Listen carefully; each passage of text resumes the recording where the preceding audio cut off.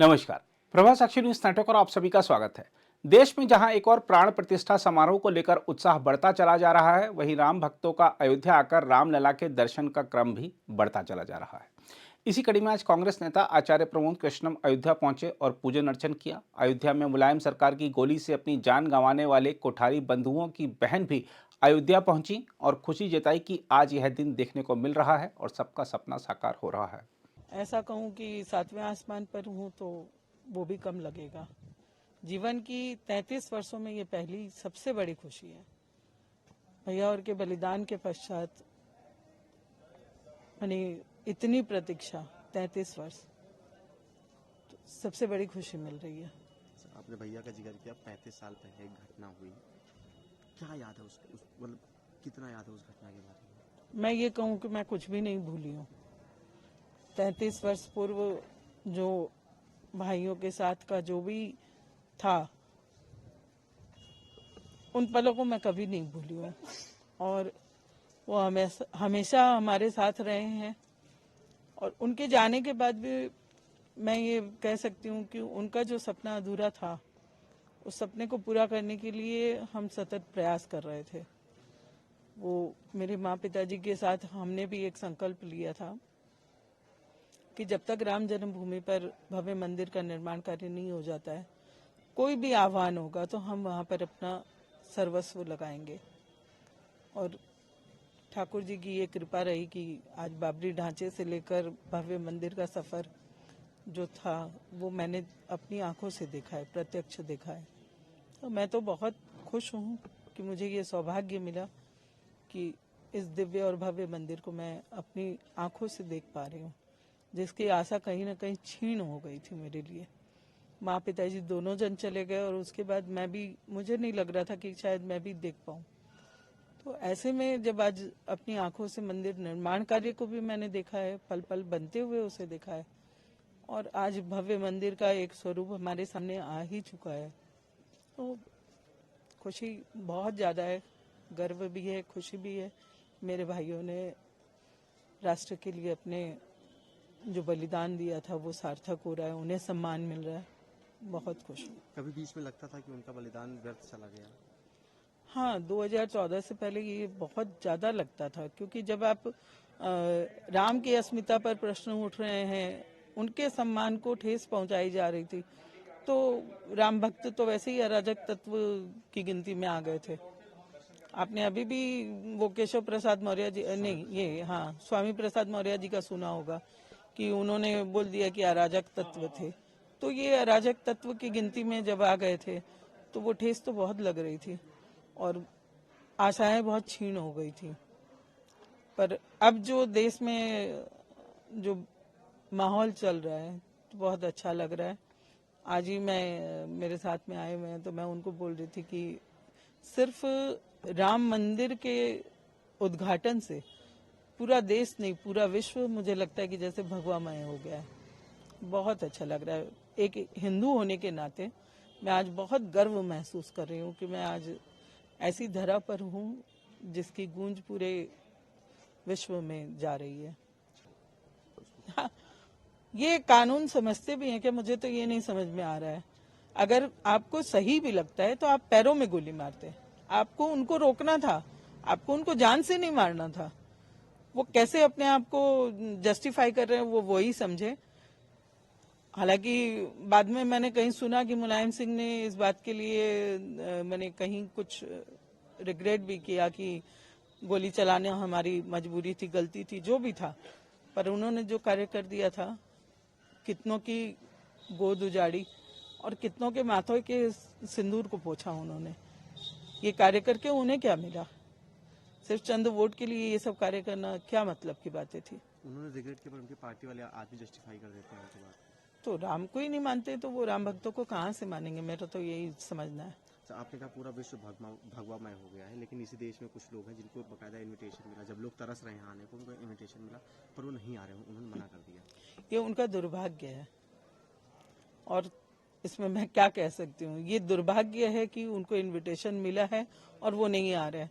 मैं ऐसे लाखों लोगों को जानती हूँ जिनको इनविटेशन नहीं मिला है और वो मन में तकलीफ कर रहे हैं। आज जो लाखों कार सेवक आए थे, जिन्होंने अपने प्राणों को हथेली पर लेके यहाँ आए थे, अपने मतलब वो ये सोच के आए थे कि अगर हमारा प्राण भी चला जाएगा तो कोई दिक्कत नहीं है।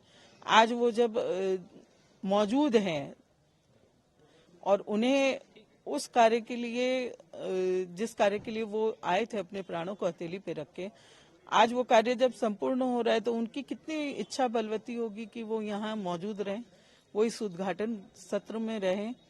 बल्कि मैं तो ऐसे लोगों को भी जानती हूँ कि जो जानते हैं कि मंदिर उद्घाटन में नहीं जाने मिलेगा, किंतु उस दिन अयोध्या भूमि पर रहना भी वो अपने आप को बहुत सौभाग्यशाली समझ रहे हैं। उन सौभाग्यशाली में से मैं भी हूँ। मल्लिकार्जुन खड़गे, सोनिया गांधी, इन सब ने इनकी तरफ से कहा गया कि इस पूरे प्रोग्राम को, इस पूरे प्राण प्रतिष्ठा को भाजपाकरण कर दिया गया, इसलिए वो नहीं आ रहे, पॉलिटिसाइज किया गया। देखिए, वो पॉलिटिशियन है, वो पॉलिटिक्स की नजर से ही सब कुछ देखेंगे। मैं इस बारे में और कुछ नहीं बोल सकती।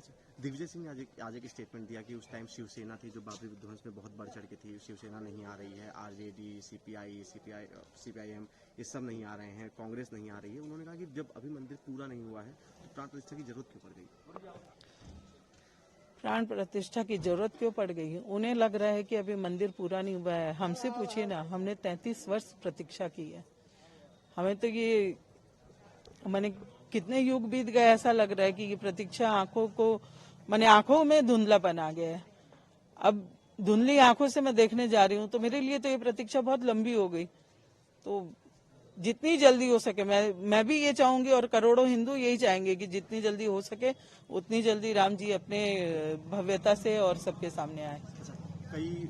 कई जो धार्मिक गुरु अपने आप को कहते हैं, उन्होंने शंकराचार्यों की तरफ से भी कहा गया कि अभी मंदिर पूरा नहीं हुआ है, क्यों प्रार्थना करके, ये एक तरीके का धर्म का काम नहीं है इस तरीके से करना। उसी बात को कांग्रेस बिठा रही है कि जब शंकराचार्य नहीं आ रहे हैं तो ये क्यों भाजपा इस तरीके के इसको भाजपाकरण कर दे रही है, वीएचपी को पूरी पावर दे दी गई है। देखिए, और तो मैं क्या बोलूं, शंकराचार्य जी पूजनीय है, उनके ऊपर मेरी कोई टिप्पणी मैं नहीं समझती हूँ कि करना उचित होगा। पर यही है कि हम वो सौभाग्यशाली हैं जो मंदिर उद्घाटन में रहेंगे और 33 वर्षों की प्रतीक्षा मेरी अपनी है, तो मैं तो बहुत खुश हूँ। बाकी जिनको जो लॉजिक समझ में आता है वो अपने हिसाब से काम करें। एक आखिरी सवाल, आपके दो बड़े भाई ने इसलिए अपना बलिदान दिया, उनके सपने को आज अपनी आंखों से पूरा देखें। जी। तो क्या लगता है कि कितनी खुशी उनको मिलेगी जहाँ से वो देखें? देखिए, खुशी तो मैं समझ रही हूँ कि आज वो समझ रहे होंगे कि उन्होंने जो बलिदान किया है वो सार्थक हो रहा है और उनके बलिदान को भी इतना सम्मान मिल रहा है, तो खुशी तो जरूर होंगे। आज मेरे माता पिता और दोनों भाई जरूर स्वर्ग से मुझे भी आशीर्वाद कर रहे हैं, क्योंकि उन्हीं का आशीर्वाद है कि मैं यहाँ रहूंगी। और खुशी तो मेरे हिसाब से जिंदगी की, जैसे मैं बोल रही हूँ कि मुझे सबसे बड़ी खुशी मिल रही है, वैसे ही उन्हें भी मिल रही होगी। अयोध्या में एक स्मारक बनेगा जहाँ पे कार सेवा करते हुए शहीद बलिदान हुए लोगों के नाम लिखे जाएंगे, आपके दोनों भाइयों के नाम वहाँ चरण होंगे। कितनी बड़ी आपके लिए गौरव का क्षण है?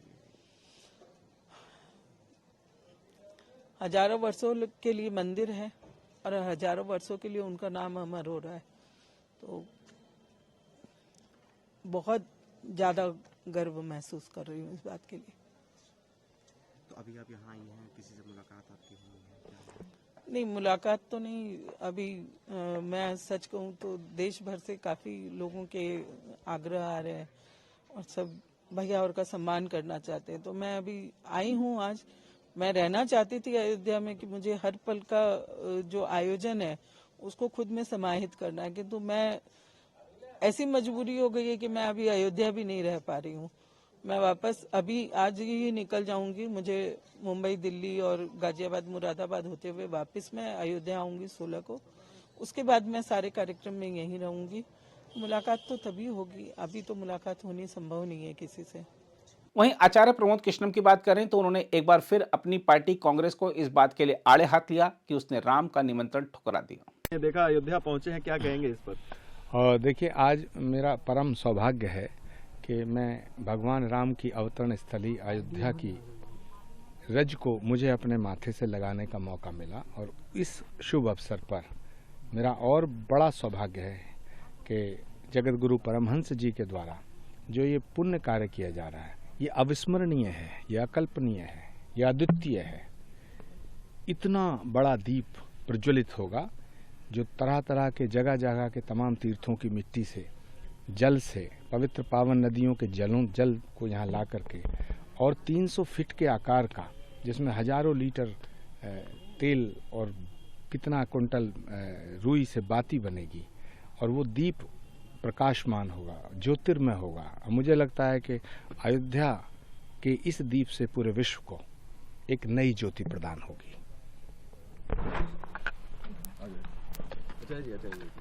दूसरी ओर राम मंदिर में रामलला की प्राण प्रतिष्ठा को लेकर देश भर के राम भक्त बड़े ही उत्साहित हैं। हर कोई रामलला के नवीन घर के लिए तरह तरह के उपहार भेंट कर रहा है। इसी क्रम में महाराष्ट्र के नासिक में दिव्यांग बच्चों द्वारा फूलों के रंगों का उपयोग करते हुए धागों से विशेष वस्त्र तैयार किया गया है, जिसमें सोने और चांदी की जरी का उपयोग किया गया है। 6 महीने तक चले इस कार्य को पूरा करने के बाद आज श्री राम जन्मभूमि तीर्थ क्षेत्र ट्रस्ट को इसे समर्पित किया गया। इसके साथ ही गाय के गोबर से बने दीपक और अनुष्ठान के लिए एक विशेष ईंट भी ट्रस्ट को समर्पित की गई है। नासिक से आए बालकृष्ण कापसे ने प्रभा साक्षी से खास बातचीत में इस उपहार के बारे में जानकारी दी। जय श्री राम। मैं बालकृष्ण कापसे, नासिक येवला से। हमारा कापसे फाउंडेशन है। 6 महीने से हम जो अभी प्रभु के लिए चीज़ें बनाई, वस्त्र बनाया है, वो सबसे पहले हमने अलग अलग फूल के पौधे लगाए, फिर उसके फूल सुखा के उसके कलर बना के हमने वो डाइंग करके वो सिल्क तैयार किया। उसके बाद उसके लिए स्पेशल एक हैंडलूम बनाया गया, छोटा सा, छोटे पने का। उस पर वो वस्त्र पूरे हाथों से वीविंग हुआ है। उसके अंदर जो जरी यूज़ हुआ है वो पूरा सिल्वर और गोल्ड का है। ये पूरा हाथों से काम किया है। उसके साथ साथ और एक गौशाला भी है, तो गौशाला के अंदर भी हमने 250 किलो प्रभु के प्रसाद के लिए या होम हवन के लिए घी बनाया है। कुछ होम के लिए वीट बनाई है। वीट की खासियत ऐसी है कि वो पानी में डूबेगी नहीं और अग्नि में जलेगी नहीं। और 5000 दिए भी बनाए, गौमूत्र गौरी लाया है। ये सब चीज़ें हमने लाया है और हमारी ये इच्छा है कि जब पहला दीप भगवान का जले तो उसमें हमारे गौशाला का घी यूज़ हो। और प्रभु जब खुद के घर में विराजमान होंगे 22 तारीख को, तो उस टाइम हमारा वस्त्र पहने, यही हमारी मनोकामना रहेंगी। हम बहुत खुद को भाग्यशाली समझते हैं और ये सब हम हमारे जो गुरुजी है जगत गुरु रघुनाथ जी गिरी देशिक महाराज, उनसे प्रेरित होकर हमने ये सब किया है। मेरा नाम बालकृष्ण कापसे, येवला, नासिक। अगर आप भी लेना चाहते हैं देश दुनिया की तमाम जानकारी तो आज ही सब्सक्राइब करें हमारे चैनल को। साथ ही नीचे दिए बेल आइकन को जरूर दबाएं ताकि हर अपडेट आप तक पहुंच सके।